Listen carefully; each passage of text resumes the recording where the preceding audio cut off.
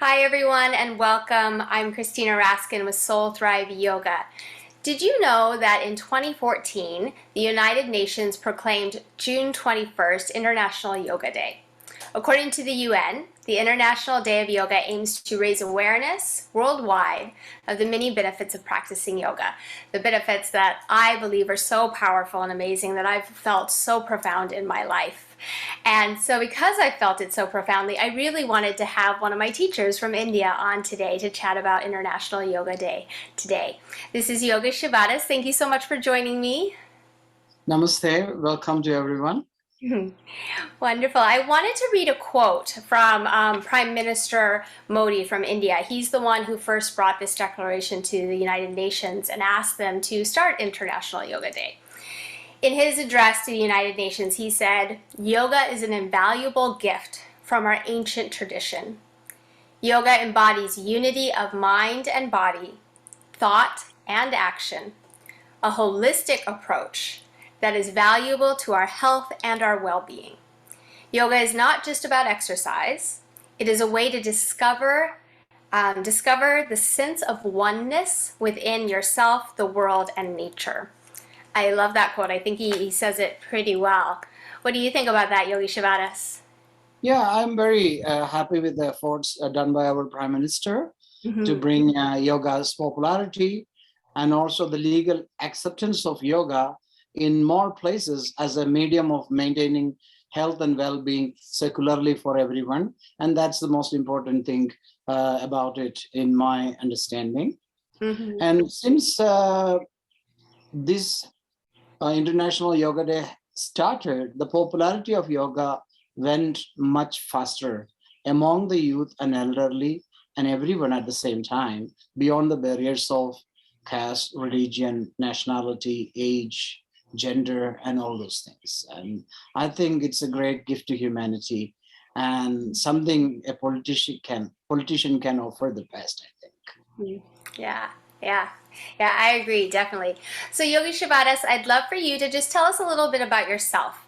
How, when you started yoga, what brought you to yoga? Yeah. I'm from the south part of India, Kerala.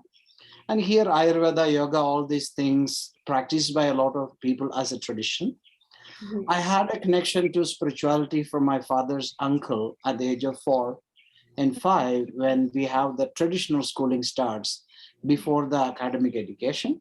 And he was a scholar in Sanskrit, and we had a small snake temple, and we all children go there to study. And I was close to him, so there was an inspiration from it. Ah, So the yoga he done maybe will be, taking an oil bath and swimming a few rounds in the pond, and then mhm, come back and reciting the scripts. And maybe before that, someday he did a few salutations. That's it.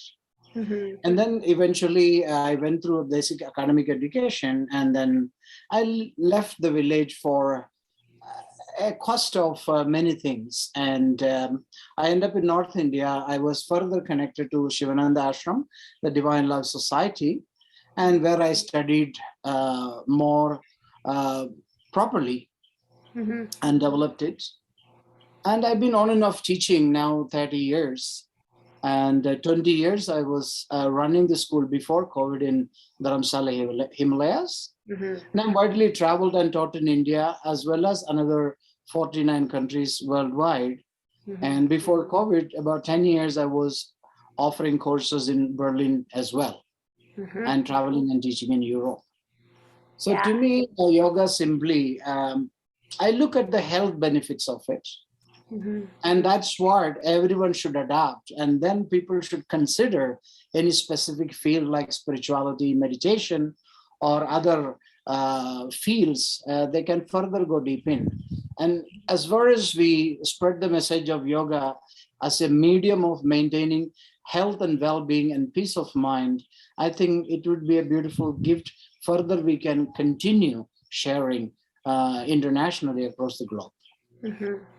Yeah, yeah, definitely. And I love that about you, how you make it accessible to everyone and start with the health first and then progress from there if that's something that people are interested in.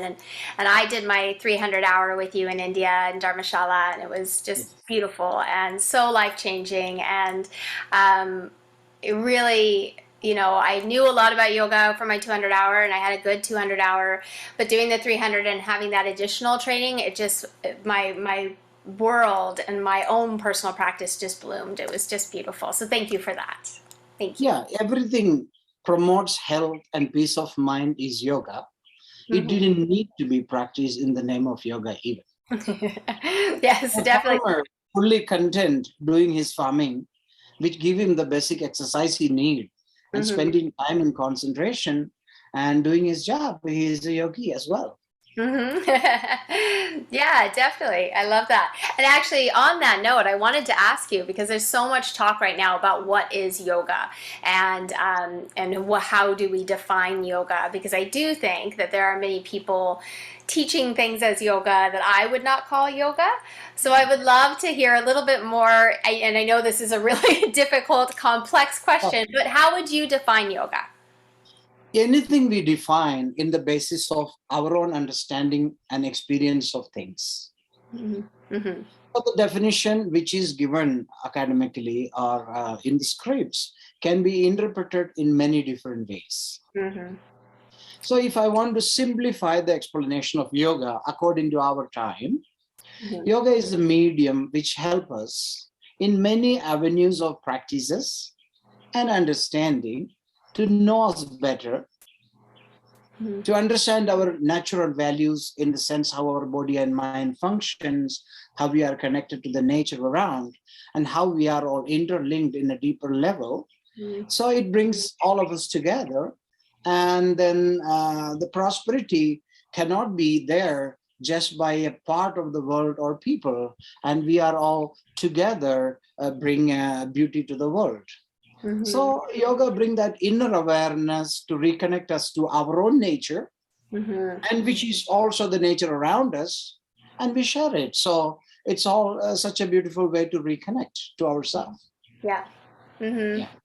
And then Beautiful. it can be defined in many different ways in the basis of what situation in which you are in life. Let's say if you have a terminal illness, Hmm. then it will be that dealing with your disease in a healthier way Hmm. as much as functionally possible Hmm. and be in peace with it. Hmm. And if you are young, you are into sports and etc., then it will be like in any form of your health and fitness, how can perform your peak Hmm. and how can you train and prepare and maintain yourself for that.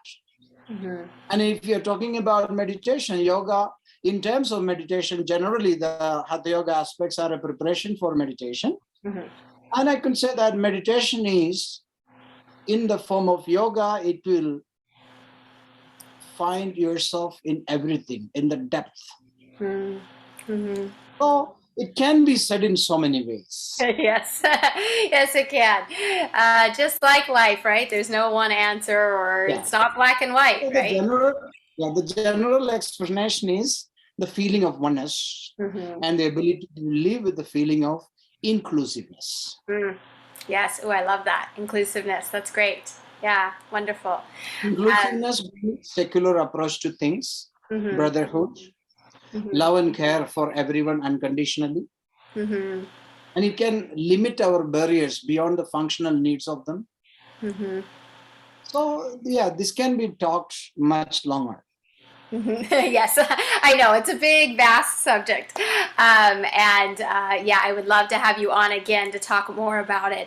So, if you have any questions, those of you watching, please put it in the comments. Maybe we'll do this again and we can chat more. Yogi Shivadas has so much wisdom, and he's helped me so much in my life, and I'm so thankful for that. So, thank you for jumping on and sharing your wisdom with us. And I hope you have a beautiful day in Kerala. Hopefully, I will be able to make it out to India again soon to see you.